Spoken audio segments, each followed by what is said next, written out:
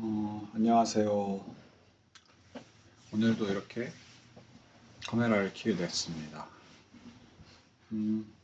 근데 오늘은 좀 발표라는 거에 대해서 조금 얘기를 해보고 싶은데요.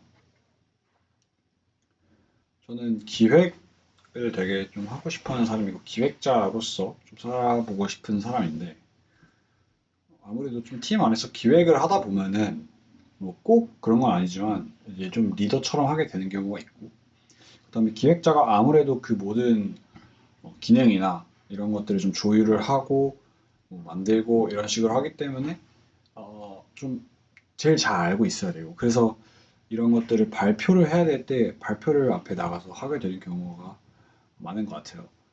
근데 그래서 좀 저 스스로도 좀 발표를 잘하고 싶다라는 생각이 있고 그 발표를 잘 해보고 싶다.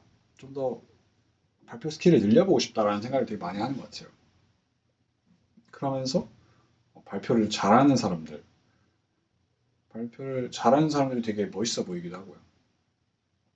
어, 그래서 제가 개인적으로 옛날에 갖고 있었던 생각은 뭐냐면은 되게 물론 좀 논란이 많으신 분이긴 하지만 일론 머스크라는 사람을 통해서 이 화법 그 말에 대해서 좀 질문을 던지게 됐었어요 개인적으로. 음, 그러니까 일론 머스크의 인터뷰 영상을 하나 보고 있었는데 인터뷰 영상이랑 그 연설하는 장면이었는데 그런 것들을 보면서 그 인터뷰를 하는 사람이 질문을 했어요. 되게 좀 추상적인 질문이었고 좀 어려웠던 질문이었던 것 같아요. 근데 그 질문을 받고 그 일론 머스크가 잠시 생각을 하다가 이제 답변을 해요. 근데 그 답변이 어, 되게 고차원적인 답변이었어요. 근데 제 입장에서는 이 얘기를 어떻게 이렇게 조리 있게 잘 얘기할 수 있을까? 내가 만약에 그런 질문을 받았으면은 저렇게 대답을 할 수 있을까? 저 사람과 나의 차이점은 뭐지? 왜 저 사람은 되고 나는 안 되지? 이런 생각을 하게 됐었어요. 근데 그런 생각들을 계속 하다 보니까 갖게 됐던 생각은 뭐였냐면은 어, 그 사람은 이 질문에 대해서 미리 생각을 해봤던 거예요. 그러니까 예를 들어 어, 너가 너는 누구야? 너가 제일 잘하는 건 뭐야? 이런 식으로 물었을 때 제가 저에 대해서 모르면 그리고 제가 제일 좋아하는 거, 제일 잘하는 거에 대해서 생각해 본 적이 없으면 이 답변에 대해서 어떻게 말을 해야 되고 어떤 주제로 내가 잘하는 것도 되게 많은데 그중에서 어떤 걸 얘기해야 될지 뭐 이런 식으로 그때부터 생각을 하게 되잖아요. 근데 이런 질문들을 스스로한테 계속 던져보는 거예요. 혼자 있을 때 혼자 이렇게 뭐 방에서 뭐 침대에 누워 있거나 아니면 뭐 책 읽거나 이렇게 할 때 음, 나는 뭘 좋아하지? 내가 잘하는 건 뭐지? 음, 우리 회사의 비전은 뭐지? 내가 학교에서 공부하는 이유는 뭐지? 뭐 이런 식으로 제 스스로에 대해서 그리고 제가 담당하고 있는 무언가에 대해서 그 모든 부분에 대해서 계속해서 질문을 던져보는 거예요.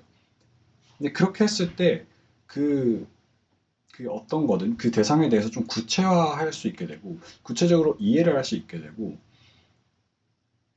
그렇게 알고 있다고 생각을 하지만 그렇게 질문을 해야 막상 알게 되는 경우도 많더라고요. 저 스스로도 마찬가지예요. 어, 저도 저에 대해서 모르더라고요. 제가 저를 제일 잘할 것 같았는데 절대 그렇지 않아요. 오히려 남들이 저를 더 잘하는 경우도 많았고 특히 부모님이나 뭐 형제 자매가 있다면 형제 자매가 저를 더 잘하는 경우도 많았어요. 어떤 분야에서는. 그래서 스스로한테 계속 질문을 던지고 그 질문을 통해서 어떤 답을 가지고 여러 답을 미리 가져두는 게 되게 미리 답을 가져두는 게 그런 질문을 받았을 때 그런 것들을 잘 얘기할 수 있는 방법이겠다라고 생각이 들었었어요. 그래서 그때부터 저도 그 질문이라는 걸 되게 많이 하기 시작했고요. 거기서부터 이제 저의 좀 생각하는 능력이나 이런 것들이 좀 많이 발전했던 것 같아요. 그런 게 일단 발표에 대해서 좀 관심을 갖게 된 계기였고, 그래서 그런 생각이 좀 이제 커져가면서 설득에 대한 부분에 좀 더 관심을 갖게 됐어요.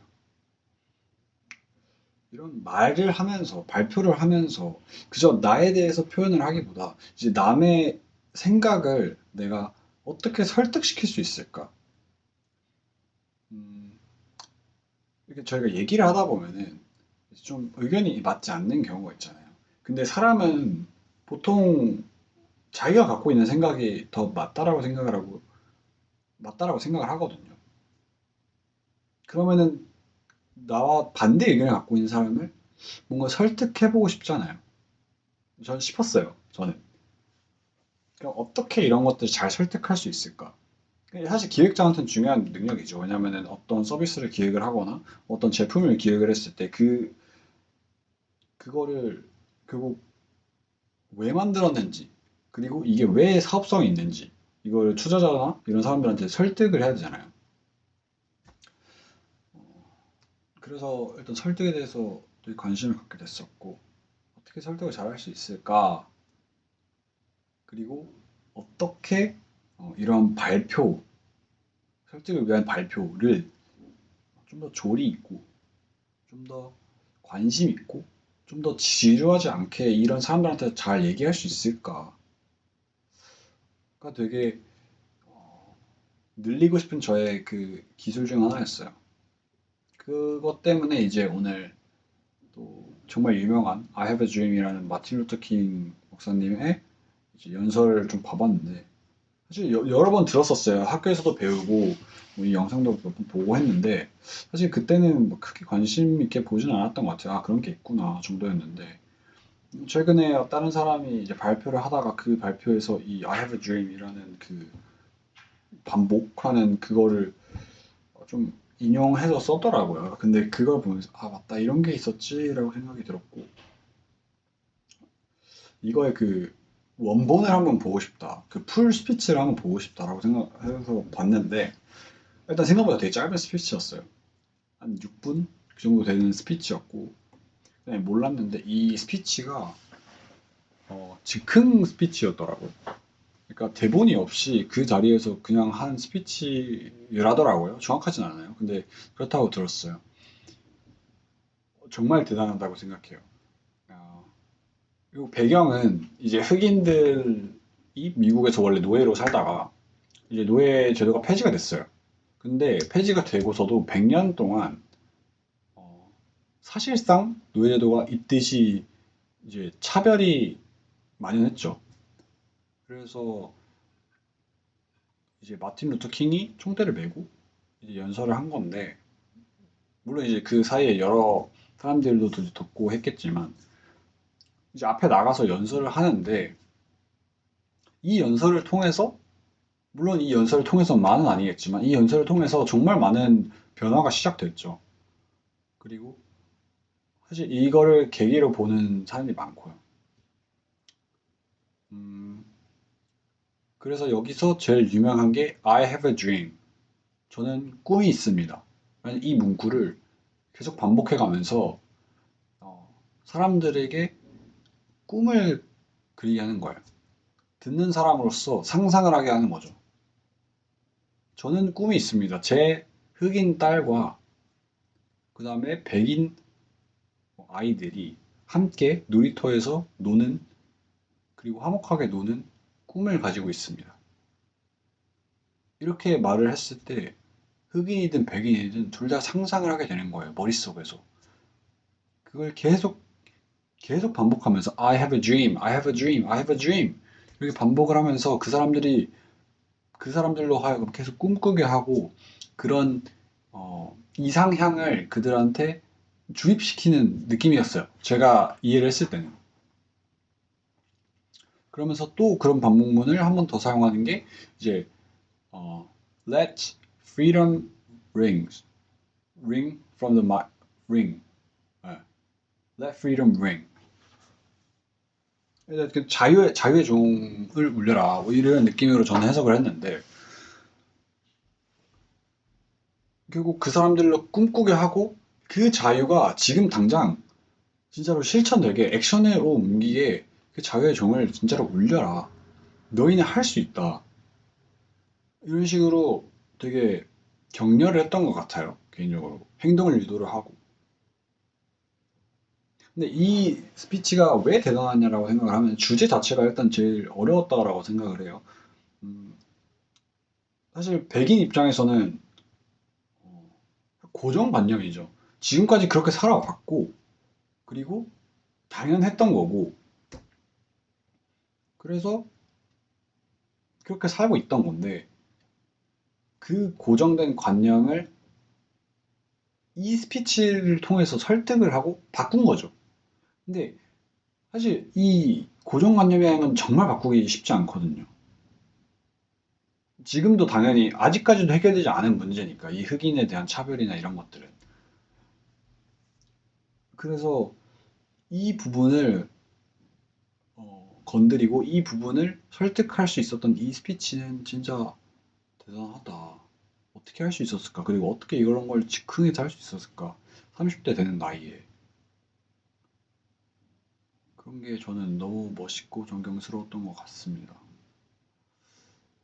그래서 네, 오늘 좀 스피치를 들으면서 들었던 생각은 좀 그런 느낌이었고요. 어, 결국 이런 스피치를 통해서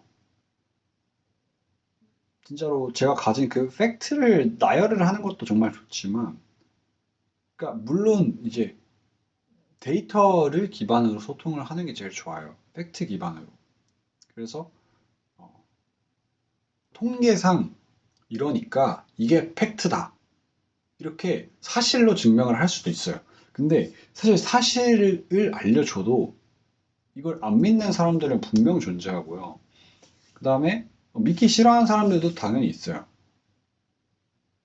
근데 그럴 때라고 하긴 좀 그렇지만 어, 그것과는 다른 방법으로 이렇게 정말 감정을 호소하는 방법도 있는 것 같아요. 마틴 루터 킹은 어, 사실 팩트 기반은 많이 없었던 것 같아요. 어, 이성적인 스피치와는 좀 거리가 있는 것 같고 오히려 정말로 좀 감성적인 스피치죠. 감정에 호소하고 사람들의 그 이모션에 좀 더 집중을 했죠. 근데 그게 사실 사람 관련된 문제에서는 제일 컸던 것 같고 그래서 좋은 접근으로 갔던 것 같아요. 오히려 이 스피치에서 만약에 지금 흑인들이 그러니까 그 법령이 없어졌는데 흑인들이 아직도 이만큼이나 discriminate 당하고 있다. 차별당하고 있다. 이렇게 말을 했을 때는 어쩌라고라는 반응밖에 안 나왔을 것 같아요. 근데 오히려 나도 너랑 너희들이랑 같은 인간이야. 흑인들도 백인들이랑 같은 인간이야. 나는 꿈이 있어. 나와 너가 흑인과 백인이 함께 사는 꿈이 있어. 나는 우리 아들, 딸들이 너희와 같은 유치원에 다니고 같은 학교에 다니면서 서로 화목하게 웃으면서 같이 밥을 먹고 행복한 삶을 사는 꿈이 있어. 이런 식으로 서로를 완전히 융합시켜버리고 그럼에도 전혀 문제가 없다라는 것을 그들한테 직접적으로 꿈꾸게 그들 머릿속에 좀 주입한 게 정말 신의 한 수가 아니었나 싶습니다. 그런 것들을 좀 오늘은 많이 배운 것 같아요. 그래서 스피치 저도 좀 더 잘 공부해보고 이 단어 쓰는 거나 화법이나 아니면은 뭐 인토네이션 이런 것들도 있고 어떻게 사람을 설득해야 할지